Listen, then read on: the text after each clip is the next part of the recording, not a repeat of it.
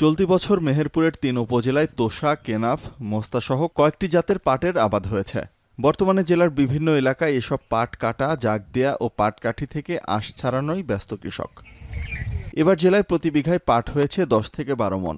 বিঘাপ্রতি উৎপাদন খরচ ১৪ থেকে ১৫ হাজার টাকা হলেও বর্তমানে ৩,৬০০ থেকে ৪,০০০ টাকা মণ দরে পাট বিক্রি হচ্ছে। চাষি ও ব্যবসায়ীরা বলছেন, উৎপাদন ভালো হওয়ার পাশাপাশি বাজারে দাম নিয়েও সন্তুষ্ট তারা। পাট ছিল ৫ বিঘি হয়ে পাট বয়াতে ৯০,০০০ টাকা খালি মুনিশের নিচে, গেট ভাড়া ২,০০০ টাকা বিঘি হয়ে ৩,০০০ থেকে ৩৫০০ টাকা পর্যন্ত আছে দাম ভালো, চাষিরা ভালো দাম পায়। ১৫ মণ ২০ মণ এরকম পাট হয়েছে বিঘা হয়ে।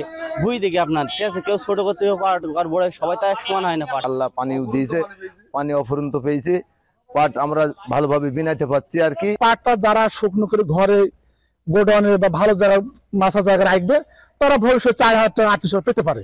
পাটের মান ভালো করার জন্য পাট ভালো মতো বাছাই করে এবং কর্তন করে ভালো মতো জাগ দিতে হবে।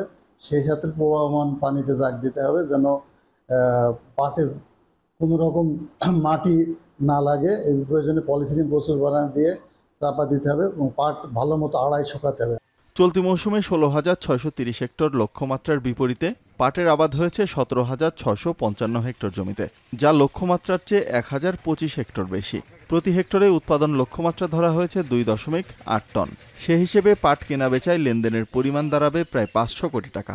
এবছর পাট কর্তনের মৌসুমে প্রচুর বৃষ্টি হয়েছে। বৃষ্টি হওয়ার কারণে অন্যান্য বছর যে সমস্যা হয় পাট পচানোতে, সেই সমস্যা এবার নাই। কৃষকগণ পাট কেটে জলাবদ্ধ জায়গাতে, বিশেষ করে জমিতেই অনেক জায়গায় জলাবদ্ধ হয়েছে, তারপরে যে নিচু জায়গা পুকুর ডোবা, সেখানে পাট জাগ দিয়ে পাটের আঁশ ছাড়াচ্ছেন। কৃষি সম্প্রসারণ অধিদপ্তরের তথ্যমতে পাটের পাশাপাশি জেলায় প্রতি হেক্টর জমি থেকে পাটকাঠি উৎপাদন হবে ৪৫,০০০ টাকার। সেই হিসাবে পাটকাঠি থেকে আয় হবে প্রায় ৮০ কোটি টাকা। এখন মেহেরপুর।